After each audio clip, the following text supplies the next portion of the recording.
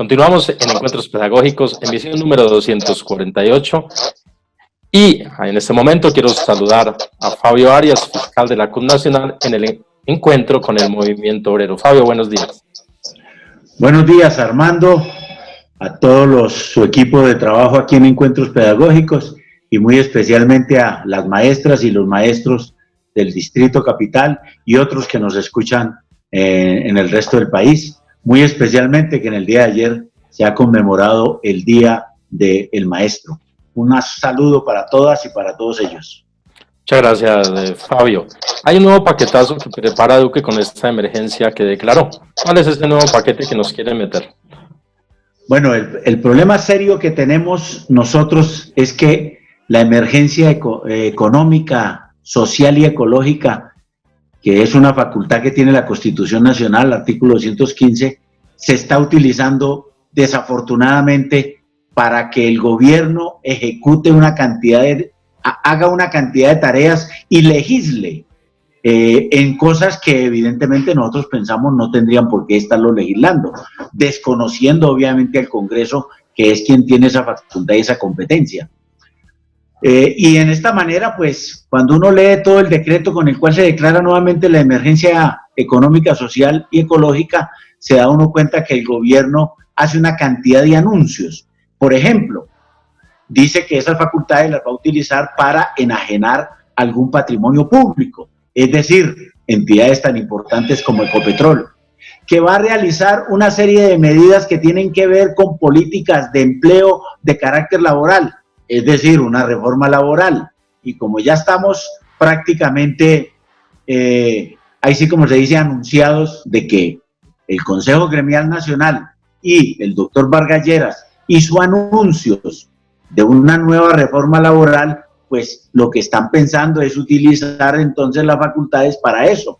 Y aquí recuerdo muy rápidamente que esa propuesta de reforma laboral tiene que ver con contratos por horas, suspensión de las primas de junio y de diciembre, suspensión de las cesantías y los intereses de las cesantías, ¿sí?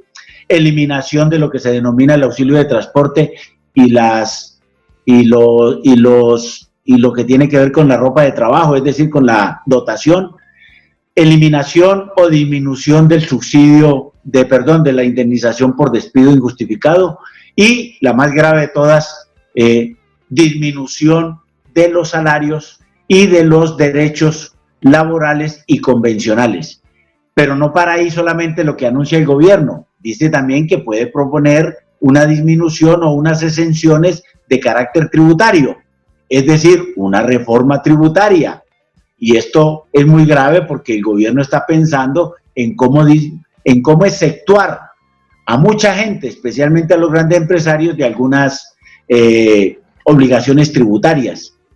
También habla exactamente de mejorar los asuntos relacionados con las licencias ambientales, es decir, que las licencias sean express y ojalá sin tener en cuenta ninguno de lo que se denominan las consultas previas, que son el mecanismo con el cual las comunidades terminan oponiéndose a estos proyectos tan regresivos y tan lesivos para sus comunidades.